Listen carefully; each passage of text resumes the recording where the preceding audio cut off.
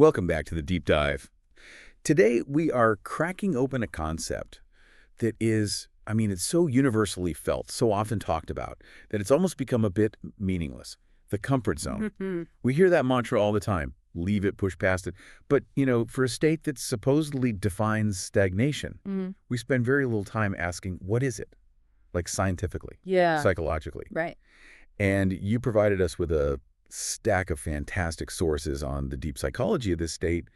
And our mission today is to move beyond the cliches, Yeah. the motivational posters. Yeah, the rhetoric. Exactly. We want to get into the actual wiring. Why does the brain build this sort of protective, efficient bubble in the first place? That's the core question. And we should start with a really crisp definition. The comfort zone is basically a condition where a person feels mentally and emotionally safe. Okay. It's characterized by these predictable actions that require, minimal conscious effort. It's an equilibrium state. A baseline. A baseline, exactly. And we're here to uncover why the brain creates it and what the true measurable cost is if we stay anchored there for too long. And that leads us to, I think, the most crucial initial takeaway, which is key to everything else we'll discuss. The comfort zone is fundamentally a survival mechanism. Yes. It's not a flaw. It's a feature of being human. It's built into us to save energy, avoid unnecessary risks, and just maintain our psychological balance. It's the ultimate energy conservation system. Symbol is that. Okay, so let's unpack that efficiency idea, starting with the physical wiring. If the comfort zone is designed for safety, what is the brain actually doing when you feel that familiar, comfortable calm? Well, we have to start with the brain's oldest, most primary role, Right. protection. Right. When you encounter something new or unfamiliar, anything outside your established routine, your autonomic nervous system just activates. This is your ancient survival software kicking in. So you get those measurable stress reactions. You do. Your heart rate increases, cortisol spikes, your muscles tense up. And it doesn't matter if the danger is a saber-toothed tiger or like learning some complicated new software for work. Fundamentally, the reaction is the same. It's an increased physiological cost. The brain registers novelty as a potential threat, and it burns a lot of energy processing it.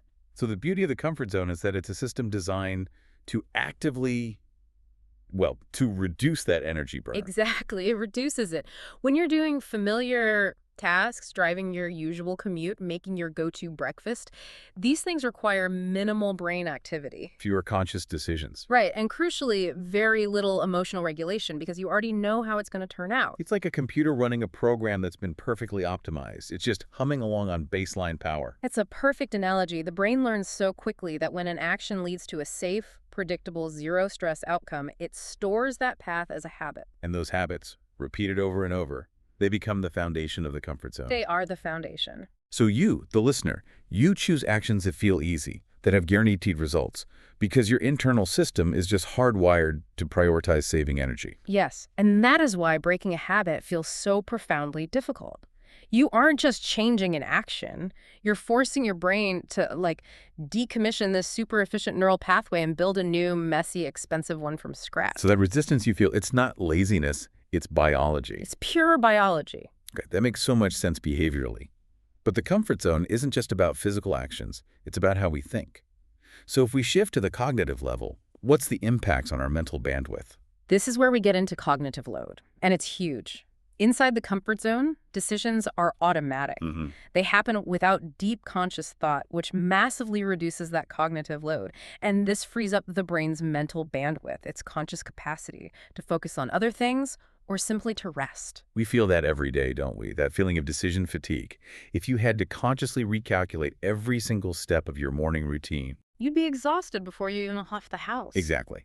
The comfort zone lets your brain run all those routine tasks in the background. It frees up that vital energy. Precisely. Now, contrast that with stepping outside the zone. When you're forced into novelty, thinking becomes active and intensely demanding. You have to learn new rules, solve unfamiliar problems. And reflect on your mistakes. Yes, you have to engage in that critical metacognitive reflection on your mistakes. Which is uncomfortable. It's very uncomfortable. The sources are clear. That reflection process, the learning, is mentally challenging. It burns a ton of energy, but it is the engine of all skill acquisition. We learn not from success, but from the process of recognizing and correcting errors. Okay, but here's where the trade-off gets really complex. Because the payoff for staying in the zone isn't just about saving energy, it's profoundly emotional, isn't it? It is. Inside the zone, you experience lower anxiety, you have a strong sense of emotional control, and fear is minimized, that feeling of psychological stability. That's the big reward the brain is always chasing. It's a huge short-term gain, but it comes with a major long-term trap, the avoidance trap. That's the one. While that emotional comfort gives you stability, a strong dependence on it can cause people to actively avoid challenges. Not because they can't do them. No, not because they're physically or intellectually incapable, but specifically because those challenges create emotional discomfort.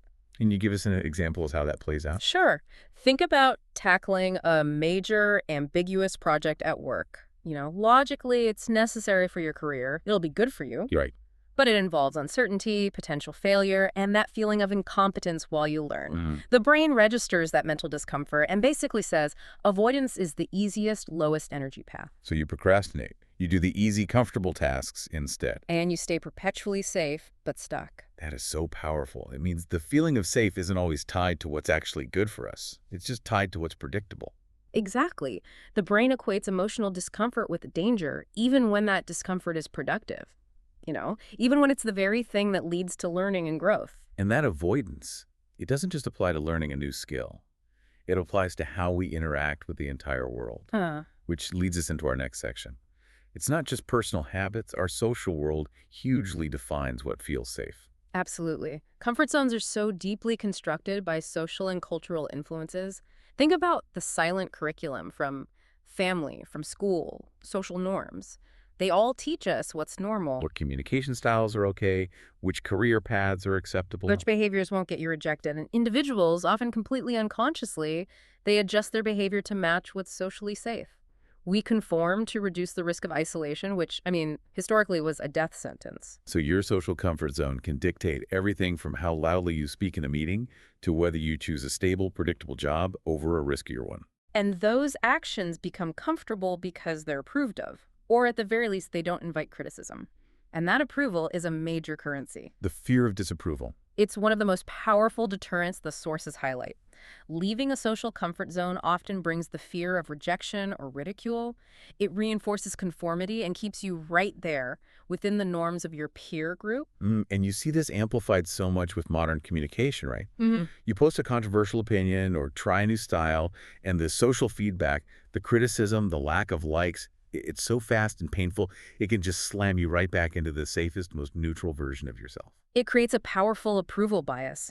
It uses that same efficiency model of the comfort zone to enforce social rigidity. Why spend energy facing criticism when you can get instant, comfortable validation just by conforming? So if we strip all of this away, the social, the biological, we get to the absolute core psychological driver of the comfort zone: control. That's it. Our sources all stress that people are comfortable when they believe they can predict outcomes and influence their environment. Mm-hmm. Uncertainty immediately reduces that sense of control, which, as we said, jacks up the stress hormones and the cognitive load. The comfort zone is just the feeling of maximum control. That is the key linkage. The drive for comfort is inseparable from the drive for predictability. And if we connect this to the bigger picture, this relationship, this is the duality of human progress itself. Okay, the duality. Explain that. Well, uncertainty is directly connected to creativity, to innovation, to discovery. Think about any major shift in technology or art. It happened because someone actively accepted they had limited control and they ventured into the unknown. They chose not to be paralyzed by the loss of prediction. That's a great way to put it. They understood that perfect control is an illusion, and the desire for it is what binds us. Exactly. And the irony is, the more tightly you cling to the comfort zone to maintain control, the more fragile you become when a truly unpredictable event happens. A job loss, a pandemic. A sudden life change. Your adaptability muscles just atrophy. Okay, so let's tie this all together. If the comfort zone is natural, it's efficient, it provides stability, we need periods of rest. So should we always be trying to live in a state of chaos? Should we try to leave it completely? Absolutely not. And it's vital to be clear on this. The comfort zone is not inherently good or bad. It's a necessary base camp. A base camp, I like that. It gives you stability, safety, and crucially necessary recovery from stress. If you try to live constantly outside of it, you're just inviting burnout and chronic anxiety. But the sources are also clear that genuine, sustainable growth requires something specific: controlled exposure to discomfort. Yes, you have to flit with the boundary. You need to find your optimal level of challenge. That performance zone, optimal anxiety. Optimal anxiety, exactly. It's that sweet spot just outside comfort, but well before you hit panic. Healthy development means constantly cycling between the two. You stretch out, you learn, then you retreat to the comfort zone to process and stabilize, and then you stretch again. It's a rhythm. So if someone's listening and they're feeling stuck, what are the real negative consequences of staying too long in that consolidated state, when the base camp becomes the permanent residence? The effects are slow, but they're profound. First, your adaptability plummets. Your brain literally loses the efficient pathways for dealing with novelty, so even small changes start to feel overwhelming. And you get a fear of change. A deep fear of change because your system isn't trained to manage uncertainty anymore. And finally, your motivation lowers because the reward system that comes from challenge and achievement is just starved. You become rigid. It sounds like the comfort zone goes from being a useful resource to a limiting cage. That is the transformation. But the solution, fortunately, isn't some drastic upheaval. It's about implementing that controlled exposure. Small, regular, voluntary moments of discomfort. Taking a different route to work. Starting that short conversation you've been dreading, learning one tiny new skill. These small challenges maintain your flexibility. They build resilience. And they signal to your brain that uncertainty isn't a threat to be avoided, but an input for learning. An input for learning. That's a great reframe. It establishes a lifelong openness to new information. That is such a powerful summary. So we've established the comfort zone as this natural, efficient state for safety and energy conservation. It's necessary. But that balanced, intentional interaction with uncertainty is absolutely vital for cognitive, emotional, and personal development. You need the stability to recharge, but you need the stretch to grow. And that leads us to the final thought we want to leave you with. Since your brain's ancient goal is to minimize cognitive load and maximize predictability and control, we are all inherently biased towards staying still. Right. So the essential question for genuine growth isn't, how can I completely eliminate risk? But rather, how can I intentionally choose small, manageable uncertainties today to build the internal resilience I'm going to need for tomorrow's inevitable big challenges? Choice to stretch, as always, is yours. Thanks for joining us for the deep dive.